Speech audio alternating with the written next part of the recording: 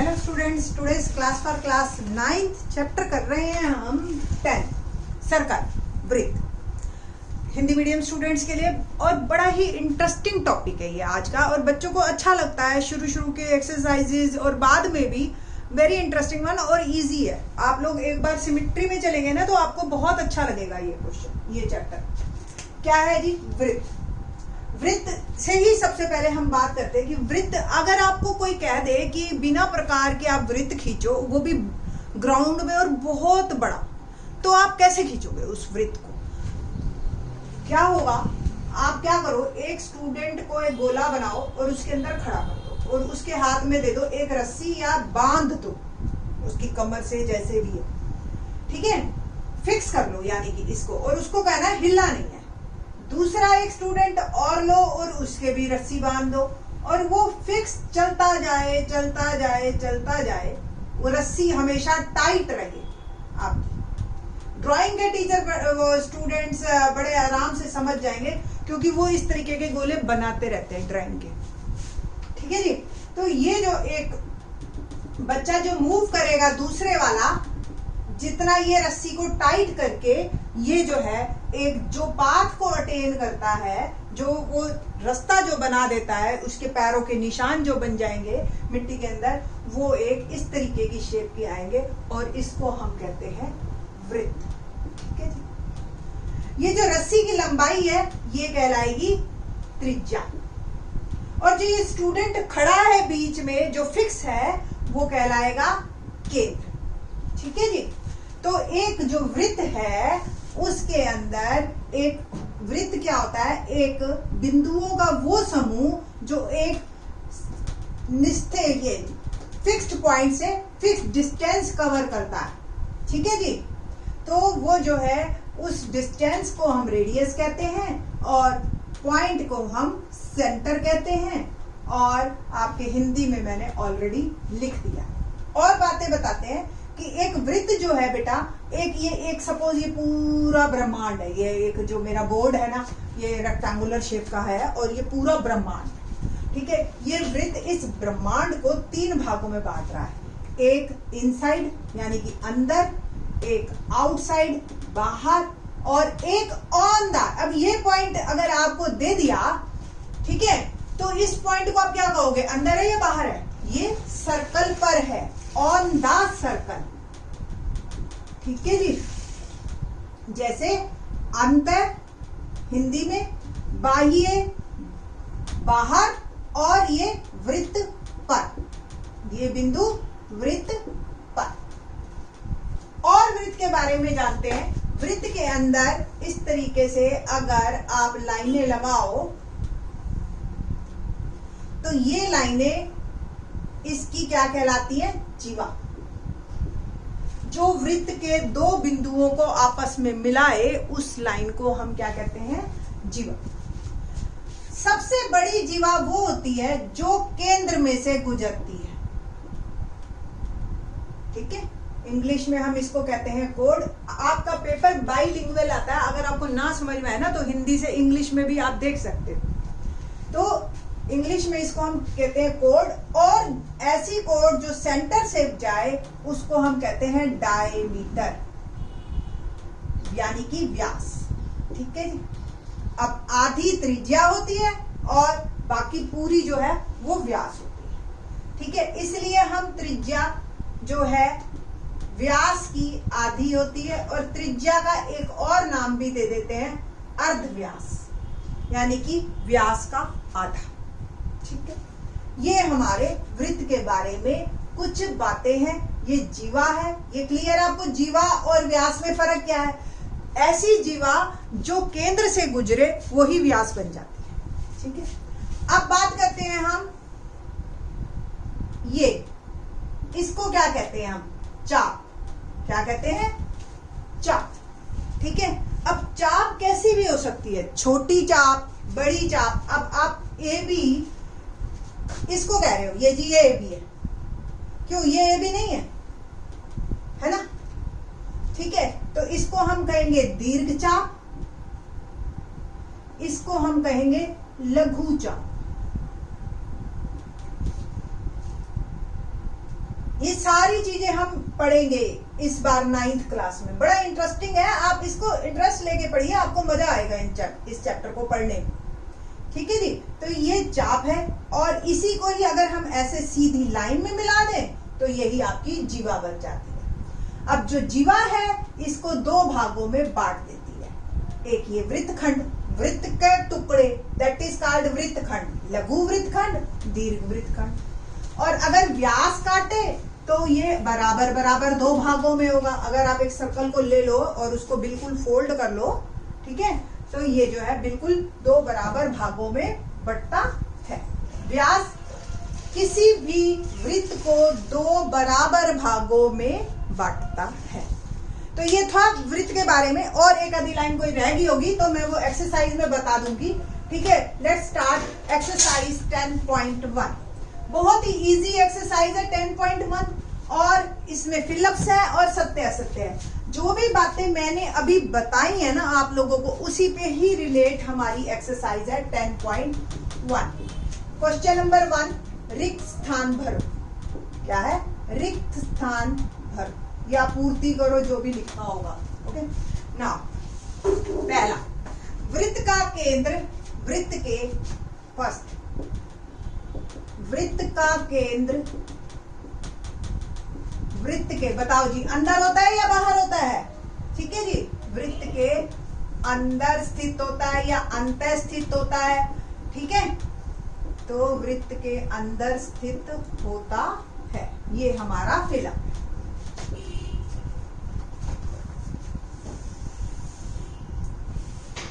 या एक और वर्ड है, आपको दो ऑप्शन मिलेंगी, अभ्यंतर और बाह्य। तो अभ्यंतर यानी कि अंदर, अंतः लिखो, अभ्यंतर लिखो, अंदर लिखो, आपके तीनों पॉइंट ठीक रहेंगे। सेकंड, एक वृत्त जिसकी वृत्त के केंद्र से दूरी त्रिज्या से अधिक हो, एक बिंदु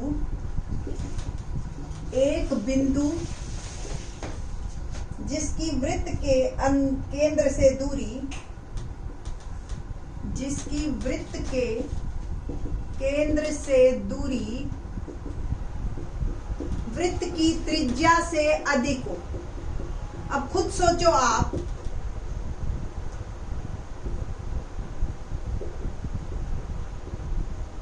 वो अंदर होगा या बाहर होगा? आपको बुक में जो है दो वर्ड दे रखे होंगे, अभ्यंतर और बहिर्भाग, कि अंदर है या बाहर है। ठीक है, इन दोनों में। तो पहले में तो अभ्यंतर आंसर आ गया। अब आप ये क्वेश्चन क्या है, ये देखो जी, ये केंद्र है और ये कहीं बिंदु है, क्योंकि देखो त्रिज्या यहां तक है, यहाँ पे कोई भी बिंदु होगा या केंद्र पे होगा।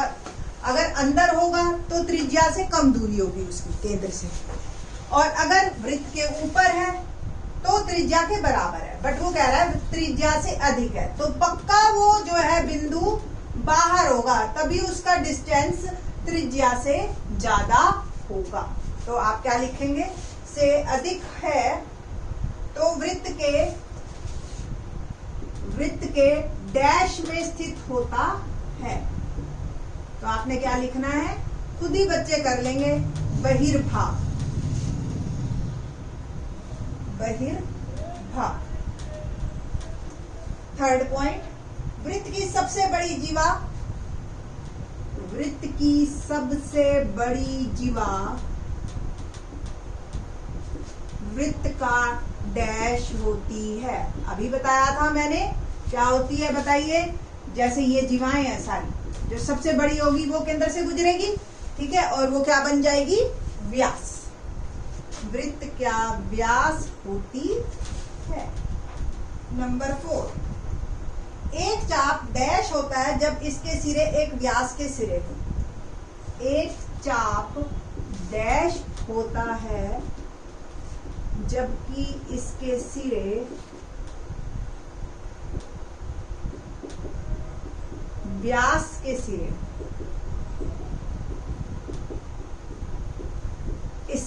इस पॉइंट को क्लियर करने से पहले आपको ये क्लियर होना चाहिए कि व्यास क्या है।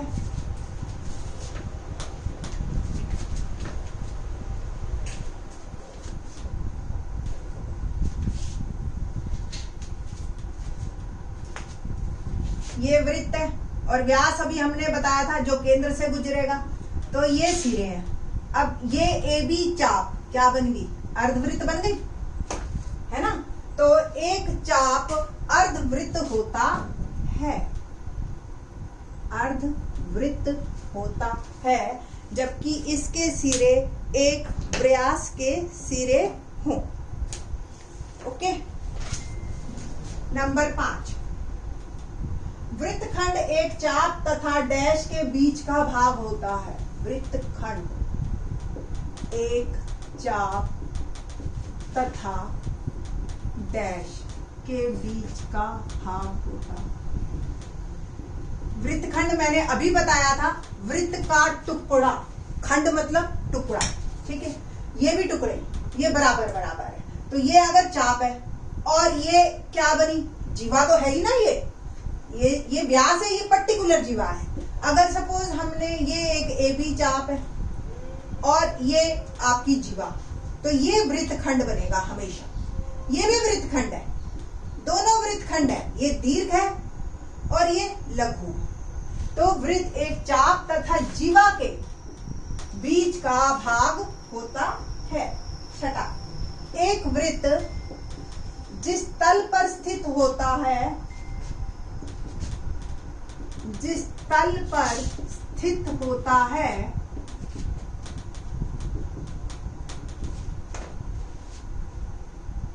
उसे कितने भागों में विभाजित करता है। जनरली बच्चे इस क्वेश्चन का आंसर गलत देते हैं, वो फटाक ध्वनि से बोलते हैं 2, नहीं 3 भागों में। कौन कौन सा, वृत्त के बाह्य, वृत्त के अंत और वृत्त के ऊपर, ठीक है।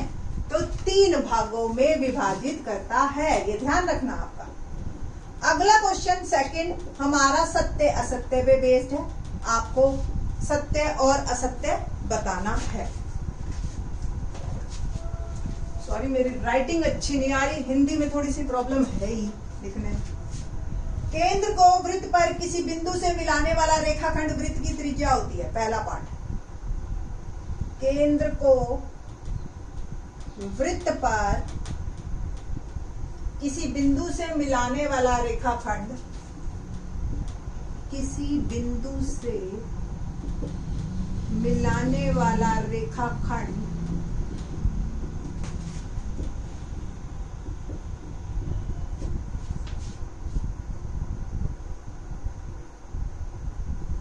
वृत्त की त्रिज्या होता है। देखते हैं पहले ये क्या बोल रहा, उसके बाद सत्य असत्य जानेंगे।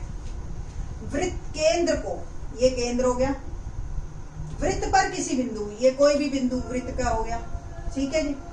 मिलाने वाला रेखाखंड वृत्त की त्रिज्या होता है, तो ये त्रिज्या ही है, रेडियस है ना, तो ये हो गया मेरा सत्य।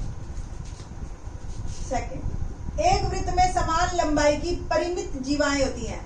पहले तो ये क्लियर हो कि परिमित वर्ड क्या है। परिमित मतलब होता है, मतलब काउंटेबल, यानी कि जिसको आप गिन सको। बट आप देखिए, आप कह रहे हो हाँ ये ऐसी तो 2 ही होती है, नहीं बेटा जी, अगर आप बारीक बारीक खींचने लगो ना तो बहुत सारी इनफाइनाइट मिल जाएंगी आपको। तो अपरिमित जीवाएं होती हैं हमारे पास, ठीक है। तो सेकंड पार्ट हमारा, एक वृत्त में समान लंबाई की,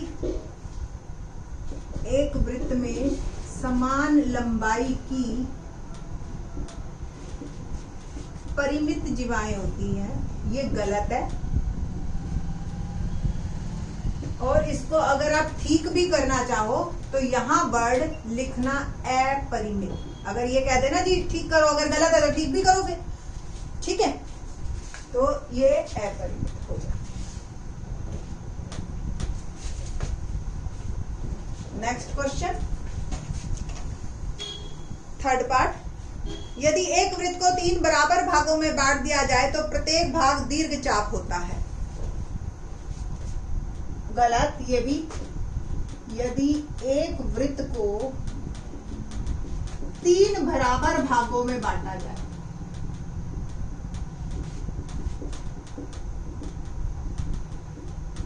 दीर्घ चाप, पहले तो ये क्लियर हो कि दीर्घ चाप किसे कहते हैं।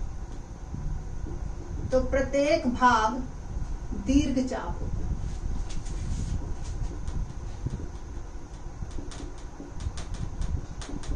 अब मैं आपको बताती हूँ, मैंने आपको बताया था कि ये AB अगर एक चाप है, ये लघु चाप है, और अगर इधर से देखो तो ये दीर्घ चाप है। लघु चाप हमेशा अर्धवृत्त से कम होती है और दीर्घ चाप जो होती है वो हमेशा अर्धवृत्त से बड़ी होती है। ठीक है, अब अगर मैं इसके 3 बराबर भाग कर दूं, सपोज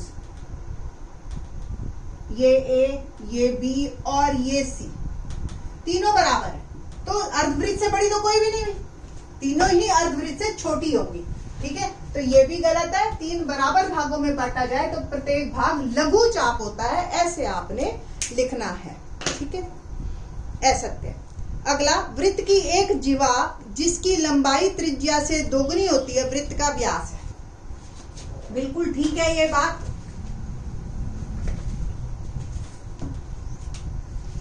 वृत्त की एक जीवा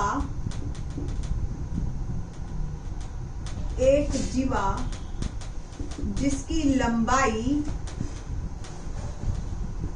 त्रिज्या से दुगनी हो। अब त्रिज्या से दुगनी क्या होती है? व्यास,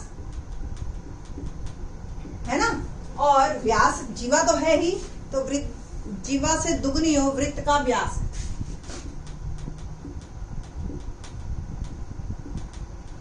ओके ना, देखो ये दुगनी, ये त्रिज्या, ये सपोज ये त्रिज्या है, इसकी दुगनी बनानी है तो इधर पूरी खींचनी पड़ेगी ना, और ये केंद्र से गुजरेगी तो पक्का ये जो है व्यास बनेगी। तो ये बिल्कुल और बिल्कुल करेक्ट है। 5वां पॉइंट, त्रिज्या खंड जीवा एवं संगत चाप के बीच का क्षेत्र होता है। ये नई चीज है आपके लिए कि त्रिज्या खंड किसे कहते हैं। त्रिज्या खंड, थोड़ी सी अगर आपने संस्कृत पढ़ी हो ना, संगत चाप के बीच का क्षेत्र होता है। पहले वाले हमारे मैथमेटिशियंस ना थोड़े से संस्कृत में ही बात करते थे। तो त्रिज्या खंड, त्रिज्या यानी कि त्रिज्या से बने हुए खंड, जैसे 2 तरफ त्रिज्या और एक ये चाप, ऐसे इस तरीके के टुकड़े को त्रिज्या खंड कहते हैं। आपने केक काटा कभी, तो अगर बर्थडे केक आपने काटा हो, पहले आप ऐसे काटते हो, फिर ऐसे काटते हो, फिर यहाँ से यू निकालते हो और फिर खिलाते हो, है ना, तो वो एक त्रिज्या खंड है। आपके जो, अगर आप शहरों में रह रहे हो और सेक्टर्स वर्ड देखते हो आप, तो वो सेक्टर जो है वो त्रिज्या खंड है, अगर वो केंद्र से बन रहे हैं। ठीक है, तो त्रिज्या खंड जीवा एवं संगत चाप के बीच का क्षेत्र होता है। ये बिल्कुल बिल्कुल असत्य है। त्रिज्या खंड आपको पता चल गया है, जीवा का इसमें कोई रोल नहीं है। ये दोनों तरफ त्रिज्याएं और एक जो है चाप होनी चाहिए। 6वां पार्ट, वृत्त एक समतलित आकृति है। बिल्कुल सही, ये आपको और 5वें चैप्टर में और क्लियर हो गया होगा। जो हमारी सारी ज्योमेट्री है बेटा जी, चाहे वो ट्रायंगल्स है चाहे जो भी है, और ये जो है आपका सारी की सारी समतल आकृति पे चलती है। ठीक है, यूक्लिड ज्योमेट्री जिसको हम कहते हैं। तो ये ध्यान रखना, जो भी ज्योमेट्री हम पढ़ रहे हैं या आने वाले टाइम में भी पढ़ेंगे, वो सारी समतल आकृति पे है। तो वृत्त एक समतल आकृति है, बिल्कुल सही है। देखो ना, अब मैंने ये बोर्ड पे ही तो बनाया। अगर यही वृत्त 3D में बना दूं तो ये बन जाएगा गोला, यानी कि आपकी फुटबॉल। ठीक है, बाकी के question in the next lecture. Thanks.